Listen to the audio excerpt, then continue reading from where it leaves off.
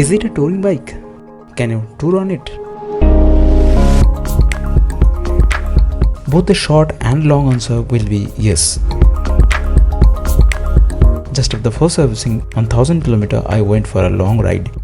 A 1000 km long ride, and the plan was to feel the actual power of this bike.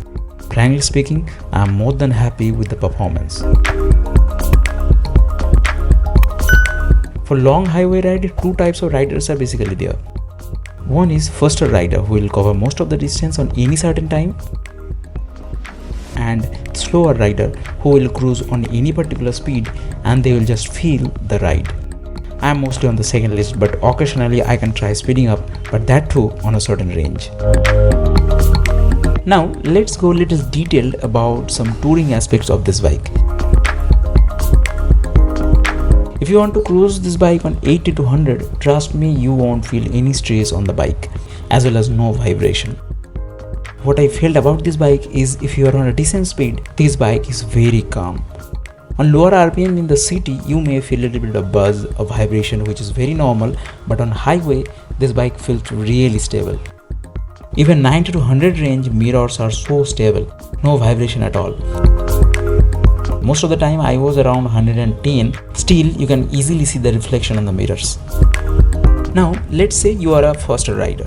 You can cruise this bike around 120 to 130, you will feel little bit of vibration, and more than 140 it won't be that much stable, vibration will be bit more. People tried out till 147, which isn't advisable at all, but yes, this bike has enough power to go for a long ride. But if you want to cruise more than 140, then this bike isn't for you.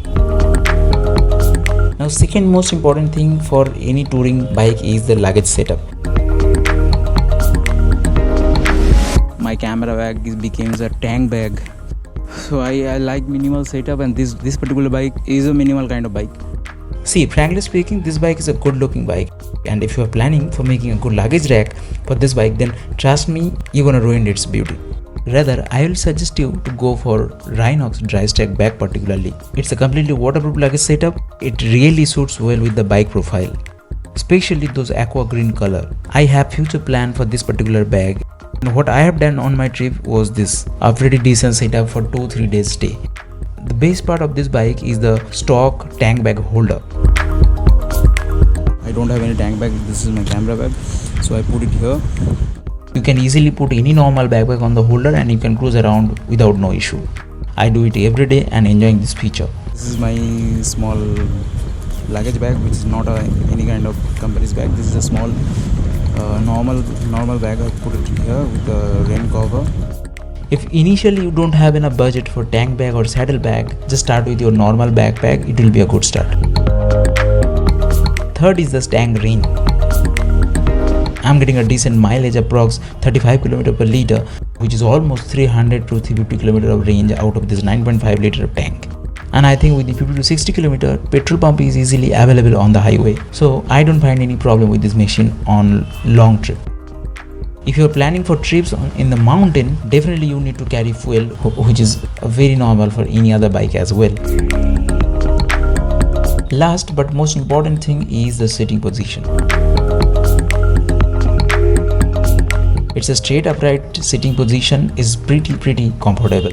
Not too much aggressive like Duke, rather I would say very much comfortable. And the stock seat quality and the cushion quality is really good. Now it's your turn. Think about it and choose wisely. This bike can easily complete any long highway trips, and I have already told detail about this bike on a previous video. Check it out for more in-depth information about this bike. If you really like it, subscribe and share it among others who wanna buy this bike. Stay with me for some quality contents here and do support me. Lastly, my favorite lines, be happy and travel more.